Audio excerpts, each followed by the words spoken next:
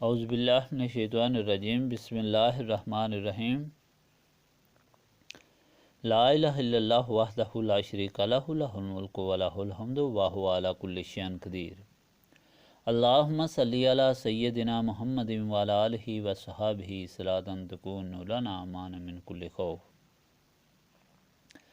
عرس مبارک مورخہ 17 نومبر 1968۔ بسم اللہ الرحمن الرحیم۔ رب اشرح لی صدری ویسر لی امری واحلل عقدۃ من لسانی یفقہوا قولی۔ برادران طریقت، یہ محفل ایک پاکیزہ اجتماع ہے۔ اللہ تعالیٰ کے پیارے، گناہوں سے پاک اور اللہ تعالیٰ کی راہ پر چلنے والوں اور اللہ تعالیٰ کی راہ پر چلنے کو سب سے زیادہ فوقیت دینے والوں کا اجتماع ہے، اور اس غرض سے ہے کہ جس مالک نے ہم پر بے شمار انعامات کیے ہیں اس کی تعریف سنیں اور اس کے محبوب حضرت محمد صلی اللہ علیہ وآلہ وسلم کی تعریف سنیں، خدا کی رضا کو حاصل کرنے کا طریقہ سیکھیں، اپنی غلطیوں سے واقف ہو کر اور اپنا عقیدہ درست کر کے خدا تعالیٰ سے معافی کے طلبگار ہوں، اور خدا کی بارگاہ میں اجتماعی طور پر فریاد کریں کہ اللہ تعالیٰ، ہم نے تیری مہربانی سے تیری رضا کو سب سے مقدم سمجھا ہے اور یہی زندگی کا مدعا بنایا ہے۔ اب تو ہی اس پر چلنے کی توفیق عطا فرما، ہمارے گناہوں کو معاف فرما اور آئندہ گناہوں سے بچا، اور اس طرح زندگی بنا جو صرف تیری رضا کے مطابق ہو۔ مالک، ہم تو عاجز بندے ہیں، کچھ سمجھ سکتے ہیں اور نہ ہم کچھ کر سکتے ہیں مگر جو تو سمجھائے، اور نہ ہم کچھ کرنے کے قابل ہیں مگر جو تو توفیق بخشی۔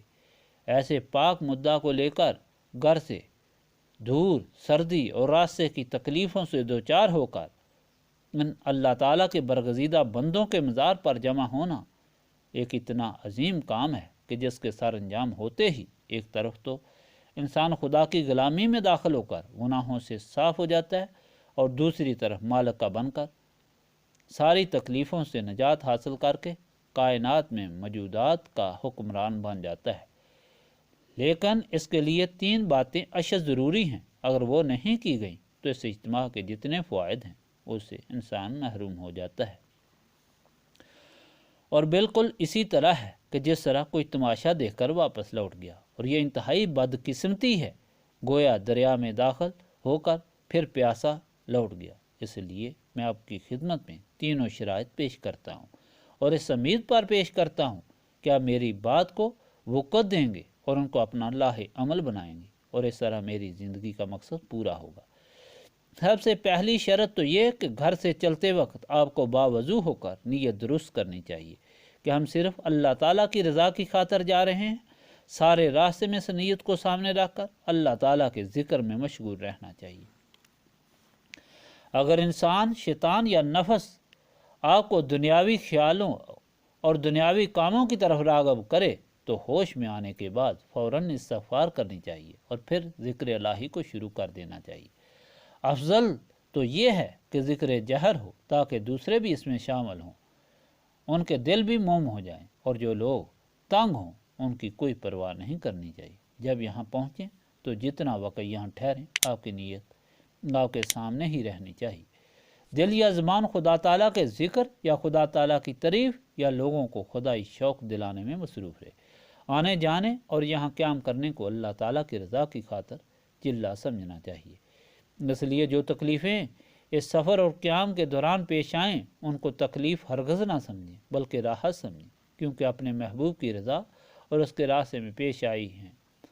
اسے اپنی بہادری نہ سمجھیں بلکہ اللہ تعالیٰ کا احسان سمجھیں۔ جس کو احرام کی بجائے زیادہ تکلیف پیش آئے اس کو زیادہ خوش قسمت سمجھیں، کیونکہ اس کا اجر بھی زیادہ ہوگا۔ دوسری شرط یہ کہ جو بھی کارروائی یہاں گزرے اس کو یاد رکھیں، تاکہ جب بھی آپ سے لغزش ہو تو آپ کو شرم آ جائے کہ ہم اللہ تعالیٰ سے کیا عہد کر کے آئے ہیں، پھر اللہ تعالیٰ سے اس عہد پر رہنے کی توفیق مانگیں۔ تیسری اور سب سے اہم شرط یہ کہ انسان خواہ غریب ہو یا امیر، تندرست ہو یا بیمار، اپنے آپ کو خدا کا احسان مند سمجھے، اور جس حال میں ہو اس کا اپنی نجات کا ذریعہ اور اللہ تعالیٰ کی مہربانی سمجھنی چاہیے۔ اور حقیقت بھی یہی ہے۔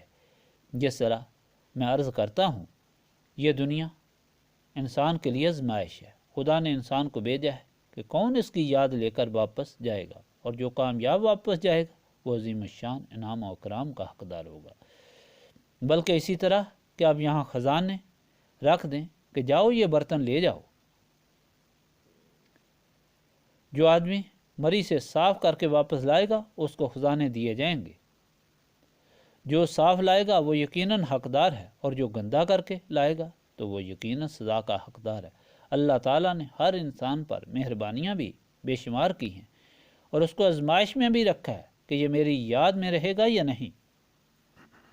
جہاں غریب پر یہ آزمائش ہے کہ بھوک میں اور تکلیف میں اللہ تعالیٰ کو یاد رکھے گا، یا امیر کے عیش و آرام دیکھ کر اپنی تکلیف میں مبتلا ہو کر اللہ تعالیٰ کا شکوہ شروع کرے گا، تو وہاں امیر پر سخت آزمائش ہے کہ یہ دولت کو اللہ تعالیٰ سے زیادہ عزیز سمجھے گا، اور اس دولت کے نشے میں مست و متکبر ہو کر اور سب کچھ بھول کر دنیا کے عیش اور آرام میں مستغرق ہو جائے گا۔ یا یہ سب دین اللہ تعالیٰ کی سمجھ کر اللہ تعالیٰ کی راہ میں خرچ کرے گا، اور اس کے ہوتے ہوئے بھی اس کے ساتھ محبت نہیں کرے گا۔ اس طرح جہاں بیماری پر یہ آزمائش ہے کہ اتنی تکلیف ہوتے ہوئے بھی اللہ تعالیٰ کا احسان مان رہے گا اور اس کی تعریف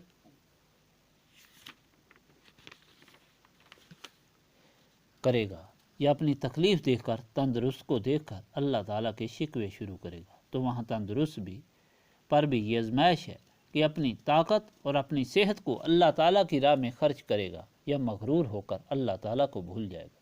دوستو، جہاں یہ آزمائشیں ہیں وہاں اس کے پس پردہ اتنے زیادہ انعامات بھی ہیں کہ اگر غریب نے غریب رہ کر اللہ تعالیٰ کی یاد کو نہ چھوڑا اور مشکور رہا تو اللہ تعالیٰ نے اس کا مقام بہت بلند بنایا، اور دنیا چونٹی بن کر اس کے پاؤں کے نیچے رگڑی جائے گی۔ اس طرح امیر کی دولت اس کو جنت میں اس طرح لے جائے گی جس طرح مسافر کی کشتی کو سمندر منزل مقصود تک لے جاتا ہے۔ الغرض ہر طریقے سے اللہ تعالیٰ کا احسان ہی احسان ہے۔ انسان اپنی کم عقلی سے اچھائی کو برائی میں تبدیل کر لیتا ہے، اور بے صبری سے اپنے آپ کو خراب کرتا ہے۔ دوستو، اگر یہ 3 شرائط پوری کر لیں تو یقین جانیے یہ جہاں بھی آپ کا ہے اور وہ جہان بھی آپ کا ہے۔ جب انسان صحیح طریقے سے اپنے گناہوں کی معافی مانگ کر اللہ تعالیٰ کا بن جاتا ہے اور اس کی رضا کا طالب بن جاتا ہے تو یہ دنیا تو کوئی چیز نہیں، یہ اس کے قدموں میں بچھی رہتی ہے اور اس کے سامنے پیش ہونے میں اپنا فخر سمجھتی ہے۔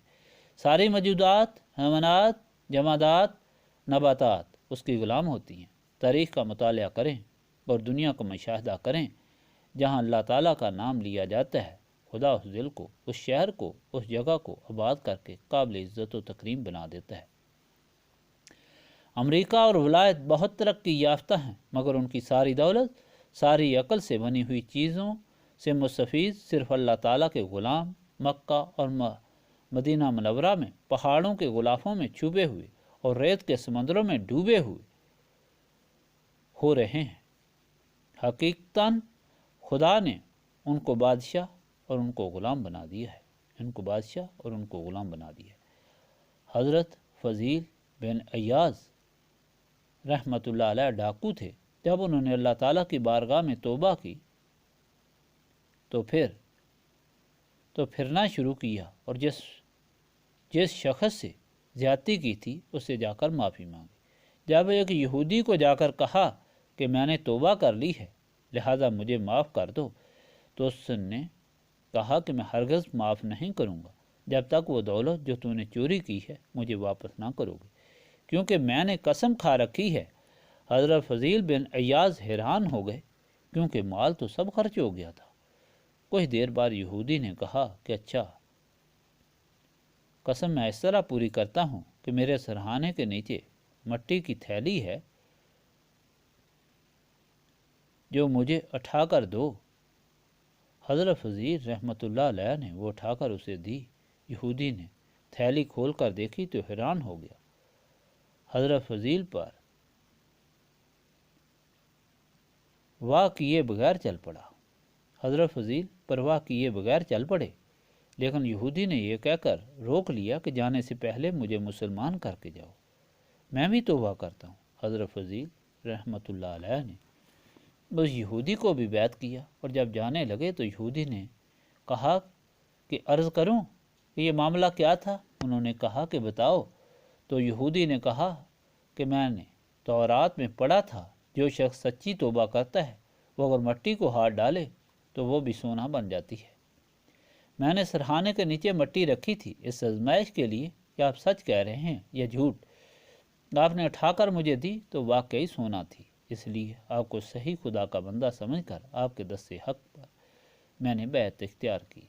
میرے دوستو، ہماری تمام مصیبتوں کا واحد علاج یہ ہے کہ ہم اپنی غلطیوں کی خداوند قدوس سے معافی مانگیں، اس کی رضا کو اپنا نصب العین بنا لیں، اس کے عشق میں رہیں اور اس کے عشق میں مر جائیں۔ باقی تمام غموں کا مداوع کرنے والا وہ خود ہے۔ اللہ تعالیٰ اپنی ذات پاک کے طفیل، اپنے پیارے حبیب حضرت محمد صلی اللہ علیہ وآلہ وسلم کے طفیل، اپنے ان بزرگان دین کے طفیل ہمارے گزشتہ گناہوں کو معاف فرمائے، ہماری توبہ اپنی جناب میں قبول فرمائے اور ہم کو توبہ بار قائم رہنے کی توفیق عطا فرمائے۔ ہمارے دل کی تاریکی دور فرما کر نور معرفت سے ہمارے قلوب کو منور فرمائے۔ ہماری موت، ہماری حیات، ہماری جان، ہمارا مال اپنی رضا کی خاطر رکھے۔ ہمیں اپنی جناب سے اپنی غلامی، اپنا عشق، اپنی رضا عطا فرمائے اور رسول خدا حضرت احمد مجتبیٰ سرور کائنات صلی اللہ علیہ وآلہ وسلم کا صحیح غلام بنائے۔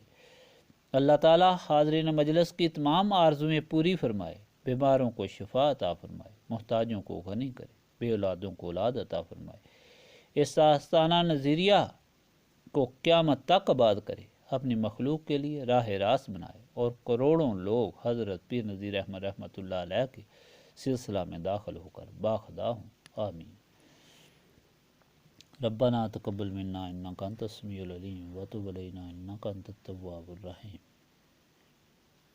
سبحانک ربک رب العزۃ عما یصفون وسلام علی المرسلین والحمد للہ رب العالمین۔